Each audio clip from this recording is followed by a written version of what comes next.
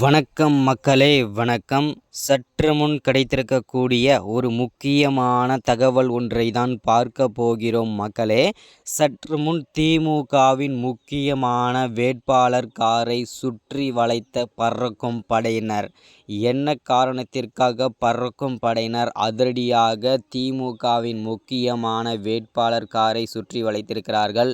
யார் இந்த திமுகவின் முக்கியமான வேட்பாளர், என்ன காரணம் அப்படின்றத பற்றி தான் இந்த ஒரு காணொளியில் நம்ம தெளிவாகவும் துல்லியமாகவும் நாம் பார்த்து தெரிஞ்சுக்க போகிறோம் மக்களே. அதற்கு முன்பாக நமது அரசியல் நியூஸ் சேனலுக்கு நீங்கள் புதிய பார்வையாளராக இருப்பதற்கு வாய்ப்புகள் நிறையவே இருக்கிறது மக்களே.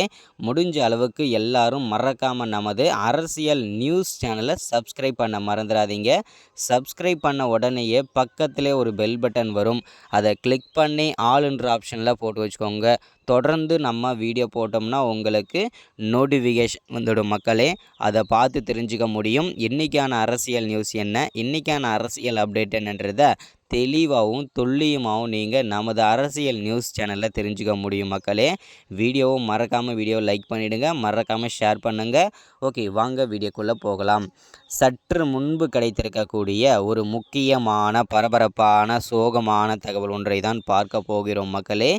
ஏன் அப்படின்னு பார்த்தீங்கன்னாக்க, வருகின்ற ஏப்ரல் 19ஆம் தேதி நாடாளுமன்ற தேர்தல் இருக்கக்கூடிய வேளையிலே திமுகவில் இருக்கக்கூடிய முக்கிய அமைச்சர்களும் சரி, மூத்த கூடிய அமைச்சர்களும் சரி, எல்லாருமே அவரவர்களுடைய தொகுதியில் வாக்கு சேகரிப்பதற்காக தீவிரமாக அவரவர்களுடைய தொகுதியில் வேலை செய்து கொண்டிருக்கிறார்கள்.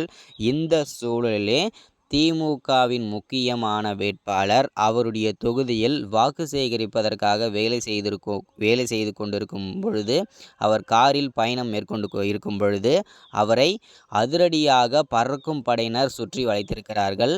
என்ன காரணம் அப்படின்னு பார்த்தீங்கன்னாக்க, அவருடைய காரில் பல கோடி ரூபாய் பணம் வைத்து கொண்டு செல்வதாகவும், மக்களுக்கு பணம் பட்டுவாடா செய்வதாகவும் ஒரு ரகசிய தகவல் பறக்கும் படையினருக்கு போயிருந்தது.